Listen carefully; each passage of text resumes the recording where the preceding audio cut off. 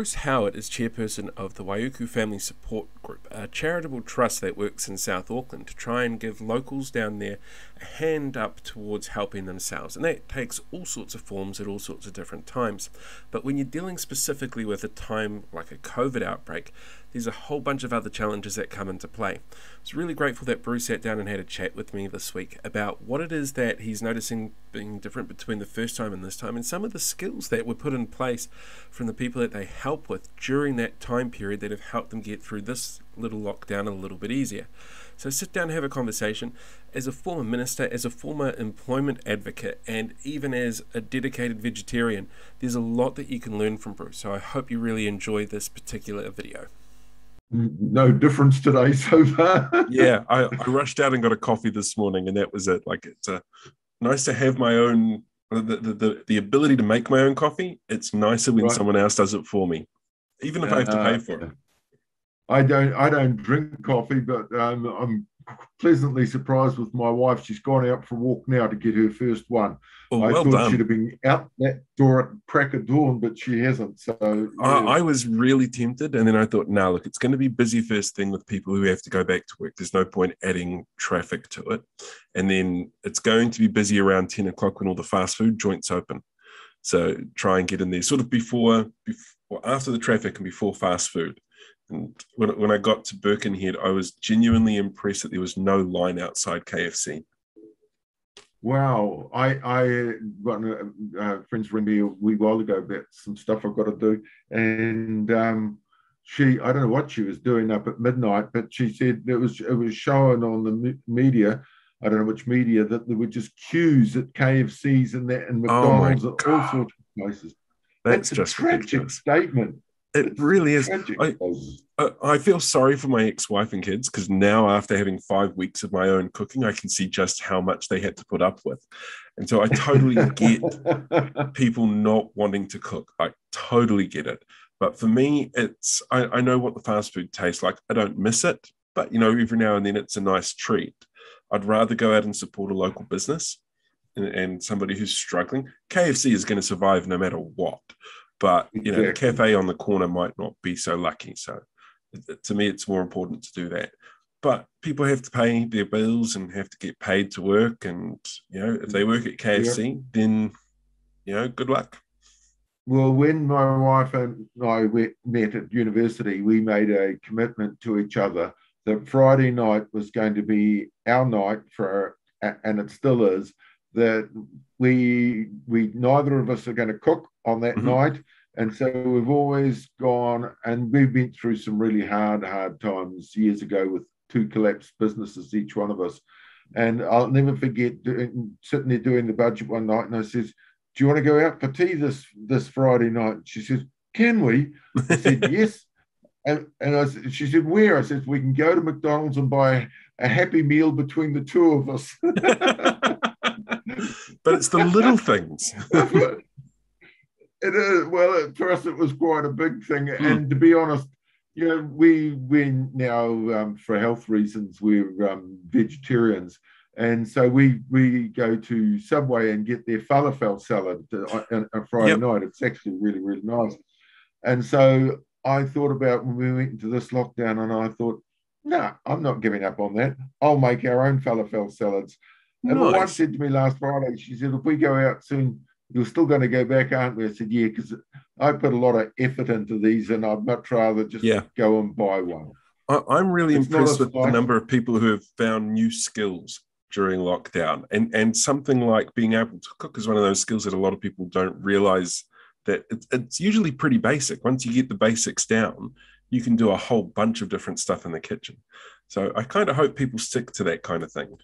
Well, it's interesting because last level 4 lockdown, because of the work I do with Waiuku Family Support, we've been pushing and encouraging people to grow their own veggie gardens. That's a good idea.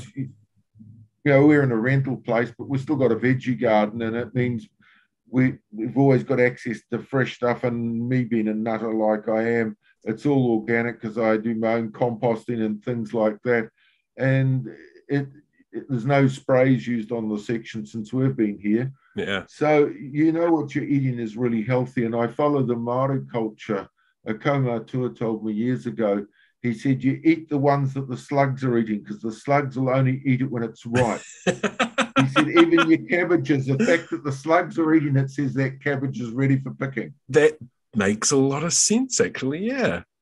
Yeah, Yeah. bugs don't get themselves sick because they won't eat unhealthy food. That makes sense. And they're so thin, so they must be doing something right. Exactly. So yeah, so we pushed that, and it's been really interesting because this time round, government has been phenomenally responsive to the food needs of the community, and the local food banks closed down here because they're all run by elderly volunteers, and Yeah. no, they're all jumpy and nervous, which was understandable. So at Waiuku Family Support, we became the hub, and we actually had truckloads of pallets of food being dropped off for us. We had to buy some freezers, had to do some wheeling and dealing to get some freezers to put stuff in and that. And I went down there yesterday because I knew there was some vegetables and that and fruit that was starting to go off. The GM had told me, so I went down to help clean some of it up and brought some home to keep us going. And I thought, and I talked to Karen later, I said, we aren't going through the food like we did the previous lockdown. Mm. She said, no, because a lot of the clients have actually got their own gardening. They've kept going at it. Yeah. Because we've still been under this COVID thing. So it's been fascinating, that new habits have been formed. Well, I suppose as well, it was 18 months ago that we had our first lockdown and the first experience of it, and that was sort of 4 weeks. So that gives you your time to, go dig the garden, set everything up, put it in place.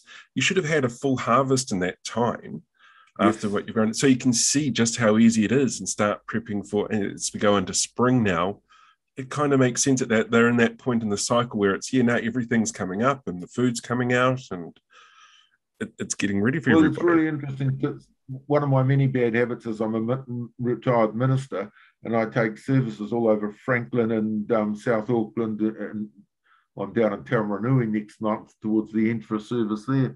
But during one of the services, I talked about how we need to bring joy into people's life, blah, blah, blah. And I said, and I brought along with the plastic dishes that we get falafel in, salads in, and I drilled holes in them, put potting mix in, and I grow my seeds in there. And then my wife uses yogurt. So when they get big enough, they get transplanted into that until they go out into the garden.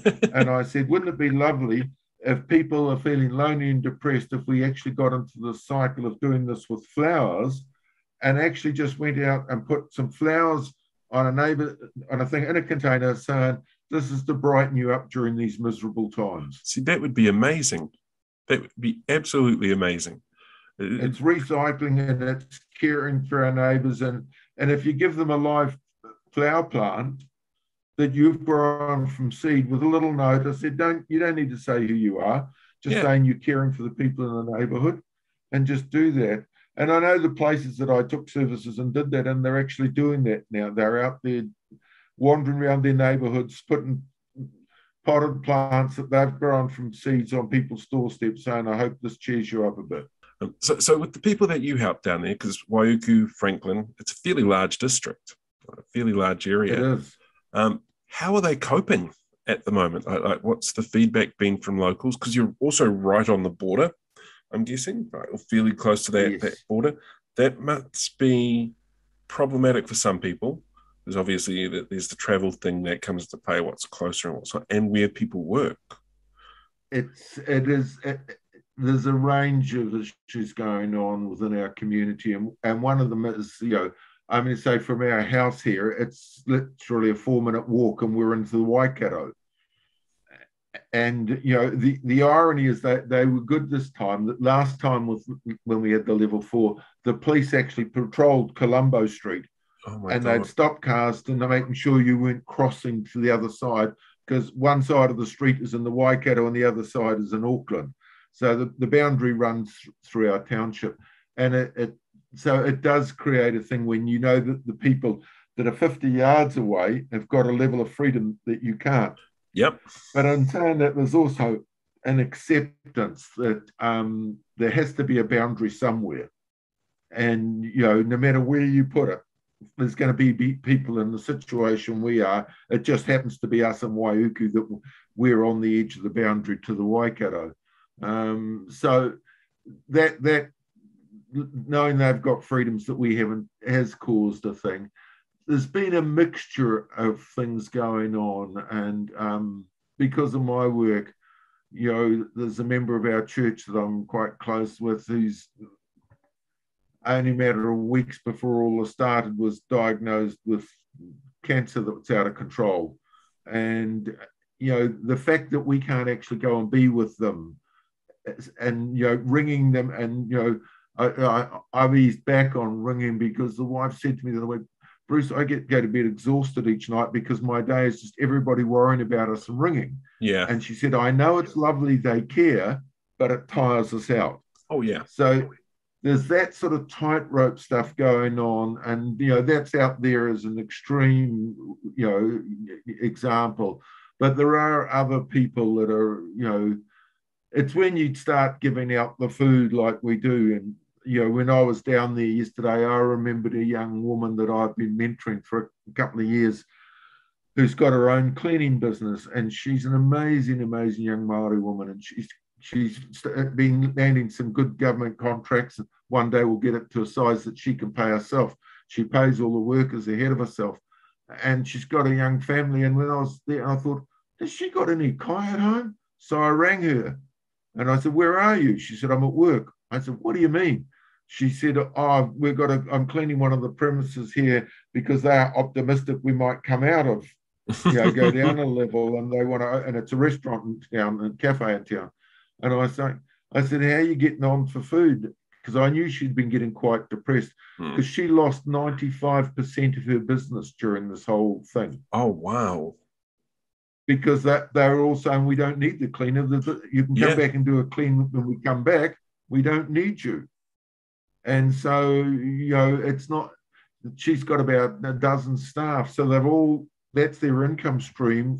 Yeah, that's dried up. And so, and she lives life on the financial edge because, she lives with a smelly rag to get the business going like anybody. It's what people, it always fascinates me, people that say how lucky those people are who've got a business and making a living. They don't know how long they've suffered and gone without. Yeah, exactly. It takes a lot to build a business. It doesn't instantly mean success. Well, my wife's got a startup business and it's in year 12, still as a startup. I don't know how you define that. Not sure what the actual definition of startup is. It's a definition. It's a matter of definitions, isn't it? Because it's only this year starting to generate some money, and the interesting thing is she can't apply for any government funding because it's not generated any income. But COVID has actually stopped her getting income. Yeah.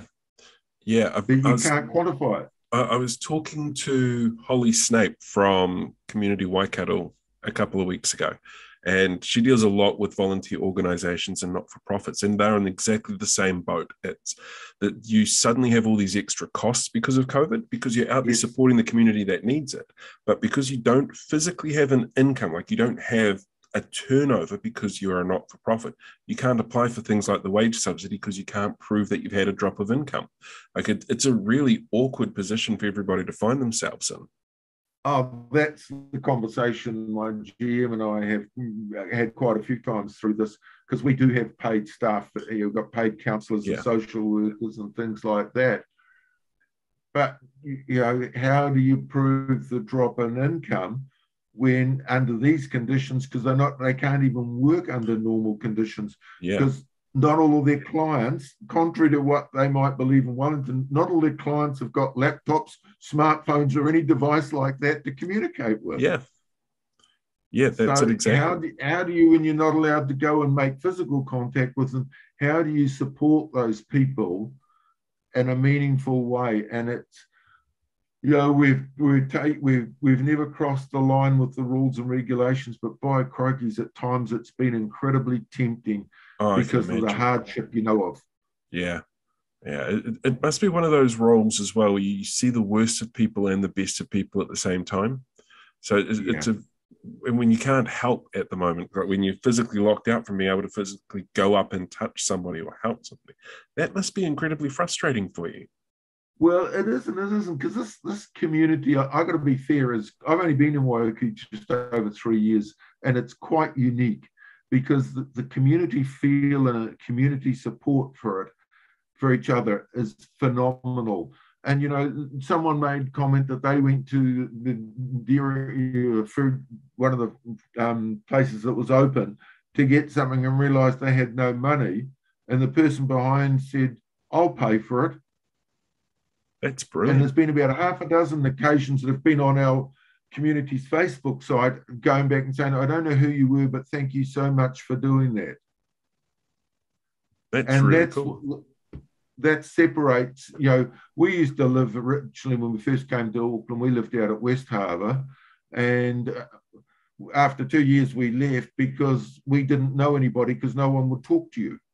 And it Yeah, wasn't for lack of trying. yeah.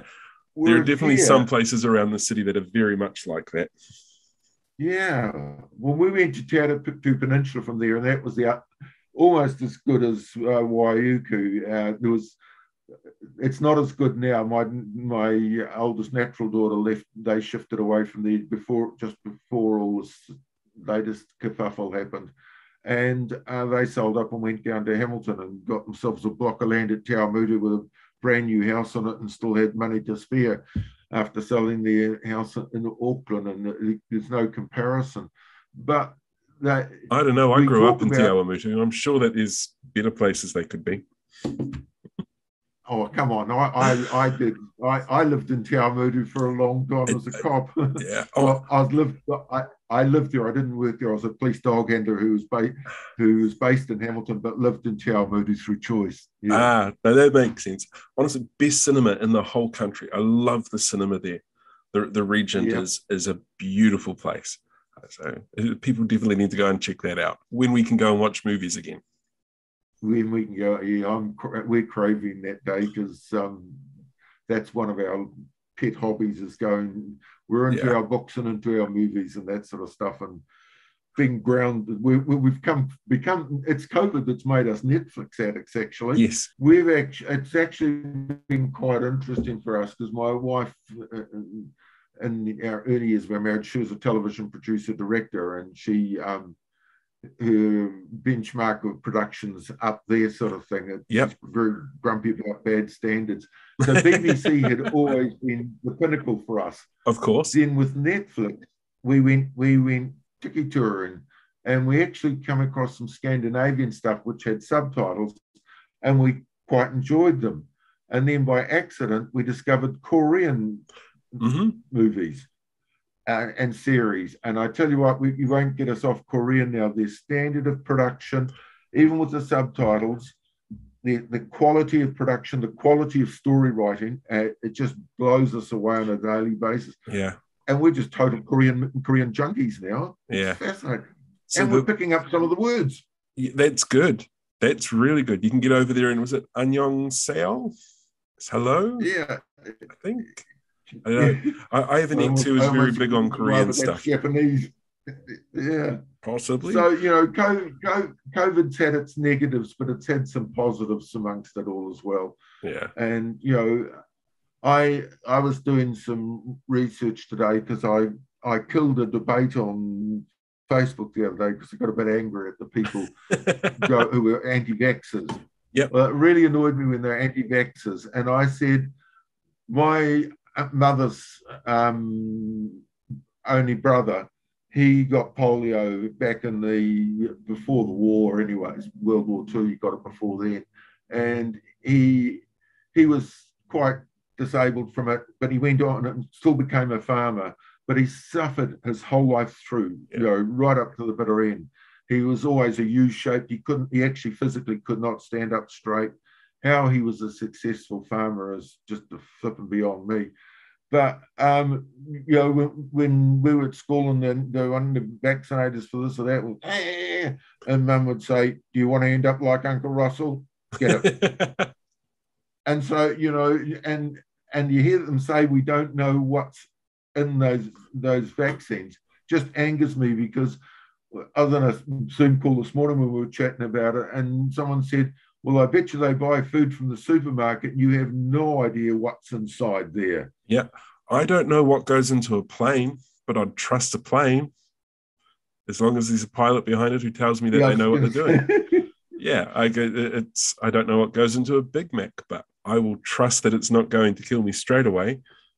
Now to preserve Big Mac's you for probably life. yeah, exactly. It'll probably get me eventually being a Big Mac. But I think for me personally, I haven't got my vaccine yet. I'm booked in for Friday. And Right. the thing I'm not looking forward to is needles. I hate needles. Like they freak me out. So I know I have to get over that because it's just a needle, but it's one of those, it's the thing I'm not looking forward to with this thing, the whole process. But again, also, I know I can just sort of sit here and not pay attention to it, and it goes in the arm and I don't have to see anything. It's... Well, see, I'm in the vulnerable category because I've had the old guts ripped open and heart played with stuff. And so I thought I'm not taking any risks. My wife has, she'll kill me for saying this, but she's got MS. And so she went through a stage with one of the things that she had to inject herself every day. Yep. And so she just cringes at the sight of a needle now. And I must admit, I've had a lot of health problems through the last decade of my life. And I don't enjoy needles. They never even used to upset me, but I thought, no, the risk factors, I'm just not prepared to do it. Yeah. There are a couple of seconds. Well, it was more than a couple of seconds for me. The first injection, they put it in my good arm. I got a bad arm and a good arm, and they put it in there because I always get them put in there because it makes no difference. When I went in for the second one, I was that busy chatting with the person doing it. I forgot what I was doing and pulled up my bad arm. And she said, and she saw the scar and she said, "Is it all going to be all right?" I said, "Yeah, I don't feel anything there anyway, so that part of my arm is dead." And so she drove the needle in and gave it to me. And I came home and my wife said, "How'd that go?" I said, "I don't know what the fuss was. I couldn't feel anything." Well, the next day I felt it, and it wasn't a reaction. It was because it had gone through the dead stuff and upset it. It took me, so it was nothing to do with the vaccine. It was to do with the needle and my own injuries. And it took me about a week to stop aching. I've heard that if you sit there and you tense your arm, which is a natural reaction when somebody's there with a needle, it slows down the recovery process. You actually need to be relaxed when you get the shot because your blood is flowing more and your muscles are more relaxed, so it doesn't have to force itself through and cause any damage to the muscle tissue, which is easy enough to deal with, I think, for most people. Just, sit there and think pleasant thoughts. Yeah, well, if you look the other way, you often don't even feel the flip of things. They're in and out that quick. Yeah, so, exactly. But there's a thing about personal responsibility and care for the rest of the community. And I know we haven't been told to do it, but when I go out for my walks, I put a mask on as soon as I walk out the door, and wear it the whole way around, just on principle that this thing's been repositioning itself as a virus all along. Who's to say that someone walked through 10 minutes ago and it's still not lingering in the air? I'm not prepared to run that risk.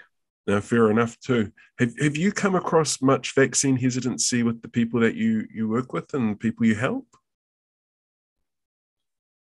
We've got very proactive relationships with local marae, and so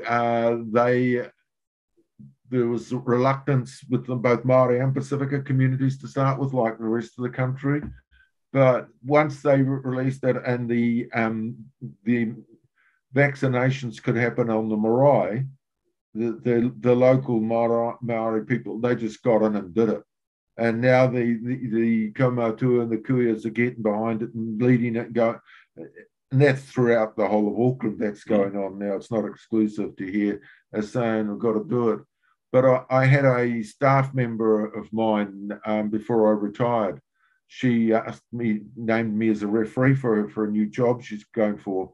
And it was all done online. So when I'd finished doing the reference check, I texted her and said, just to let you know, I lied and told them what a great person you are. And as you do. And we chatted via text for a wee bit. And I can't remember how we got round to vaccines, And she said, I haven't had it. And I said, I think I'll go back and withdraw my reference for you. And she said, what do you mean? I said, well, I told them you're a responsible person. I'm putting my reputation on the line for you. And Yeah. she said, and I said, don't text me back until you've had your vaccinations. I'm not going to talk to you to show you how serious it is.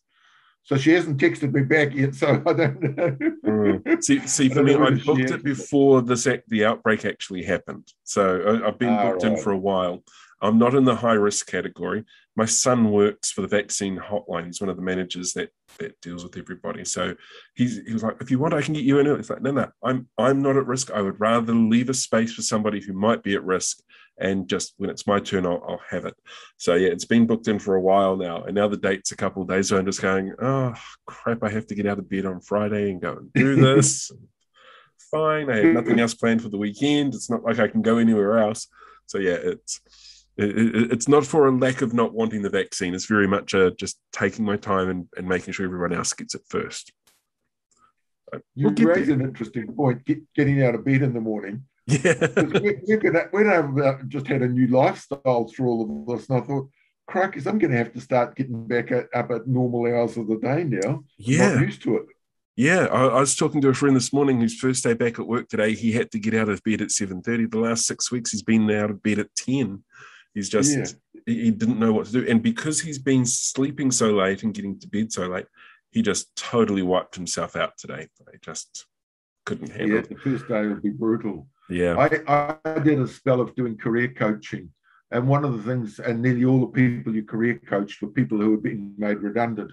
And one of the things that I always said to all my clients was that when you're made redundant, stick to your normal work patterns. Get up at the same time, do everything exactly the same, except you can't go for work because you lose work fitness very, very quickly. Yeah, that makes a lot of sense. So if you just keep to the routines of the hours of the day and everything like that, and allocate your certain amounts of hours of each day for job hunting, etc., you'll, when you land your job, and it will happen at some stage, you'll get there. You know, our job as career coaches was to get them there quicker than they ever would on their own. But well, it was true. You know, I was a bit of an unusual one because I've got extensive networks throughout the country, and I would just go out to my networks and say, I've just got a new client who's just been made redundant, blah, blah, blah, and do a sales pitch on them. And some of them didn't even last 48 hours being redundant. They had their new job. And that's part of what the mature coaches do. They've got the networks and the contacts, and they'll set you up and get you into another job really, really quickly.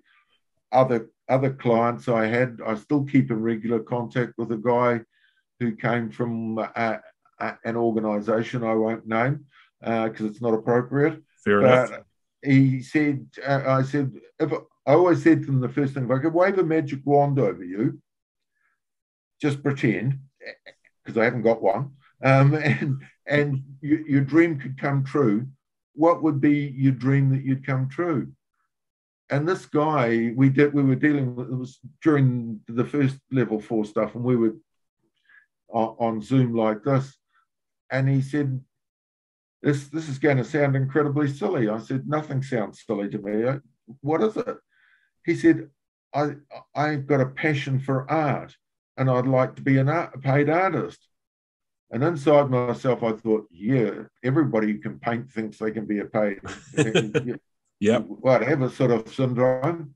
And I said, so what sort of art do you like to do? He says, I love doing portraits of animals.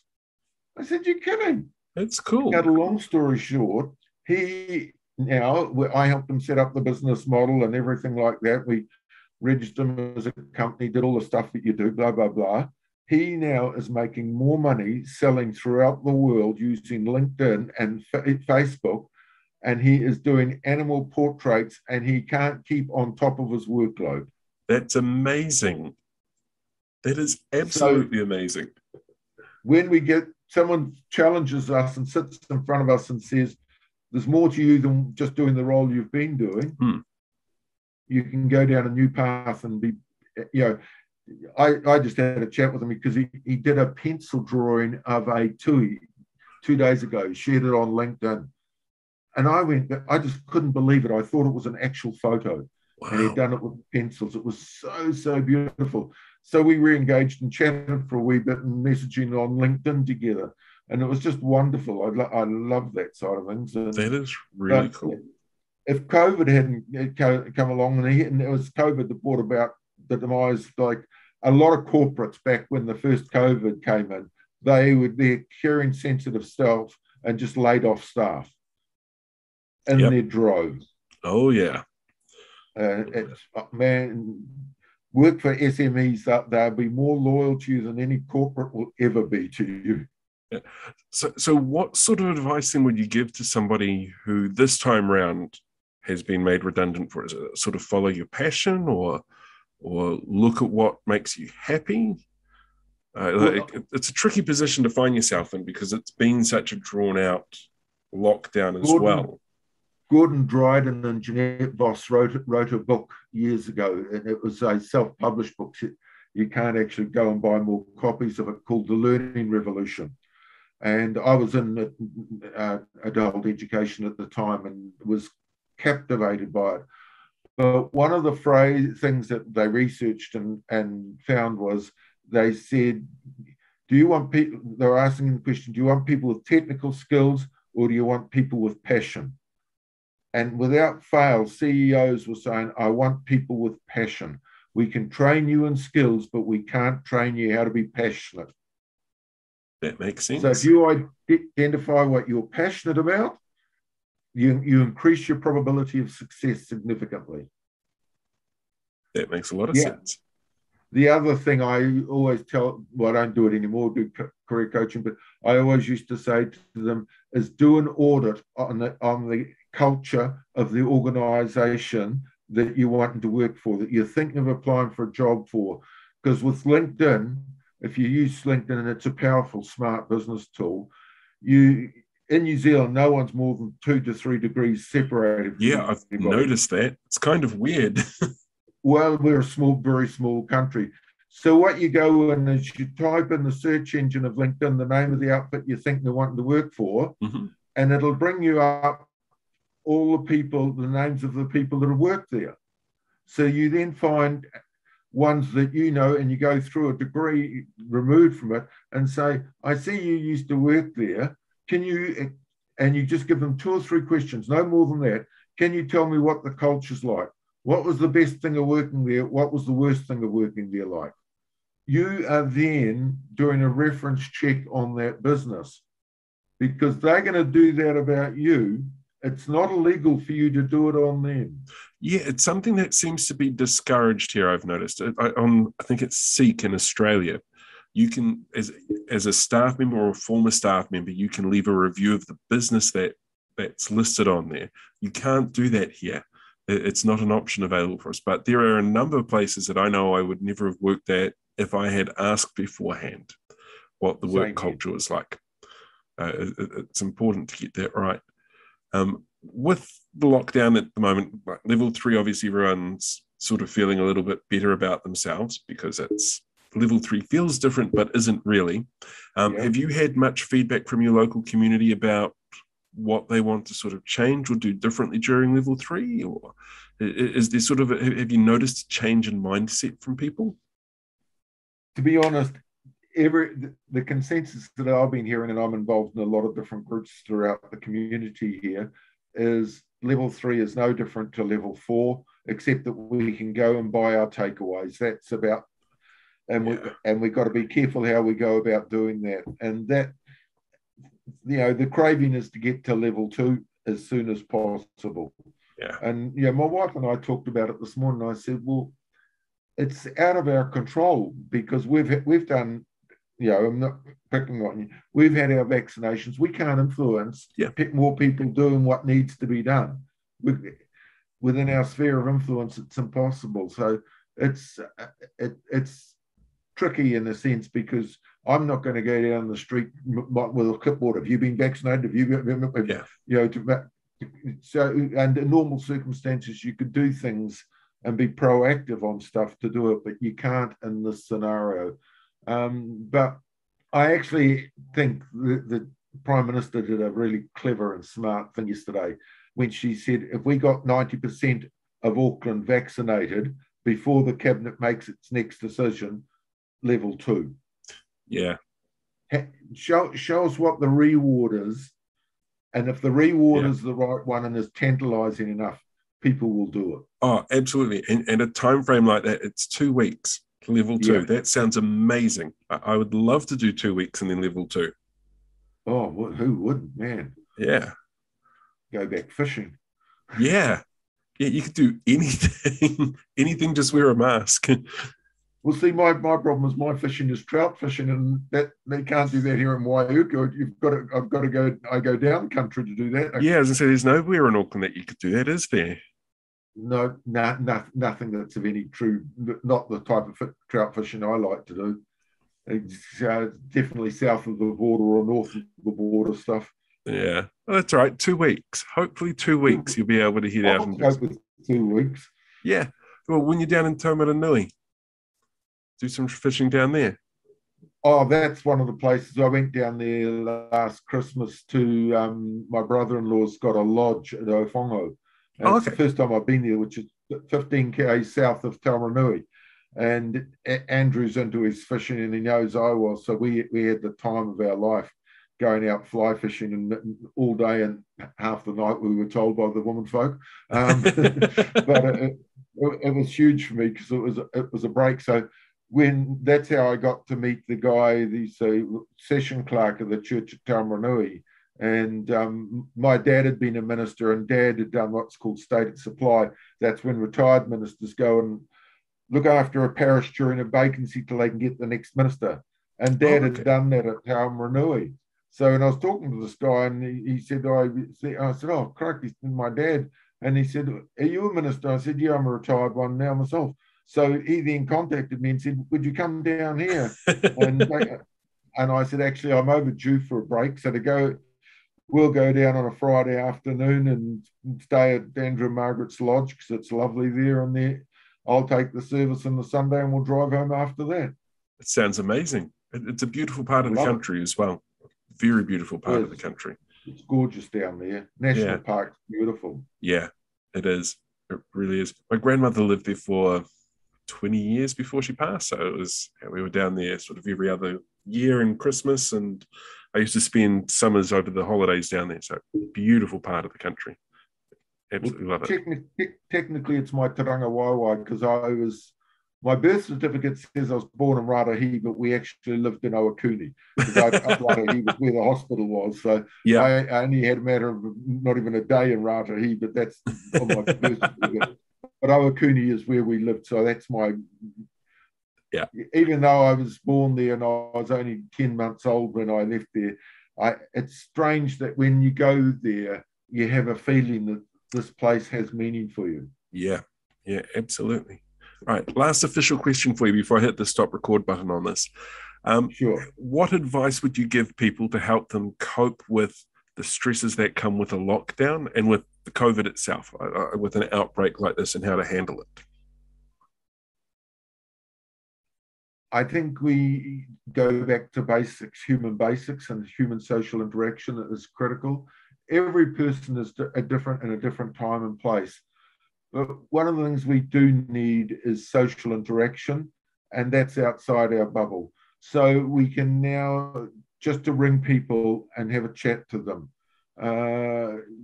I've put together a program which was going to launch, but COVID's munted that, but we'll launch it again soon. Is dealing with we argue at Waiuku Family Support, everybody is resilient. To get out of bed in the morning is an act of resilience. You're resilient. But what we pitch is that we all have moments of vulnerability. And it's when the moments of vulnerability multiply and become out of control, and it depends on the extent that gets out of control, because at one end of the spectrum, you've got quite severe depression. And others is that we get anxious and within 2 or 3 minutes or seconds even, it's all over and done with.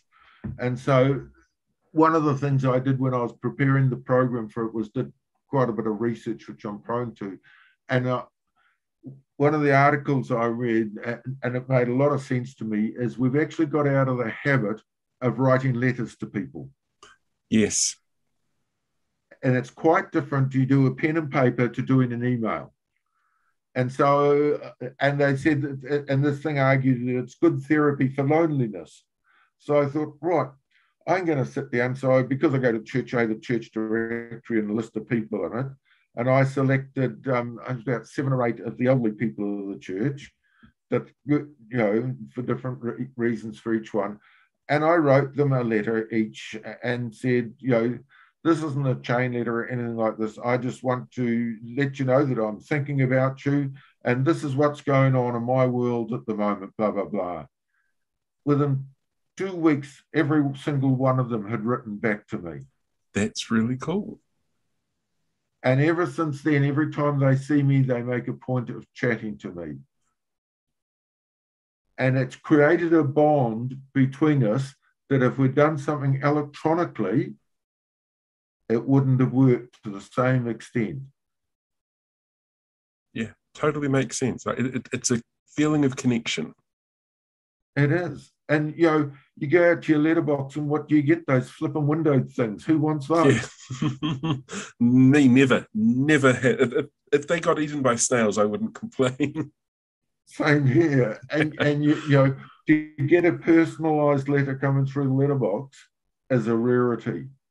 And so that's one of the things, if you're feeling vulnerable, write it down, but post it to someone else because it'll influence how you write it and how you word it. Because what you'll actually do as you're writing it, you'll be looking at yourself.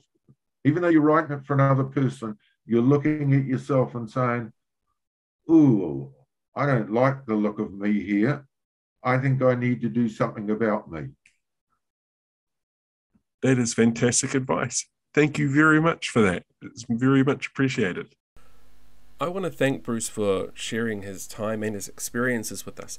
As somebody who has had so many different hats to wear, a minister, an employment advocate, now working with the Waiuku Family Support Trust, there's so much that he's got that's really helpful, I think, to a lot of people.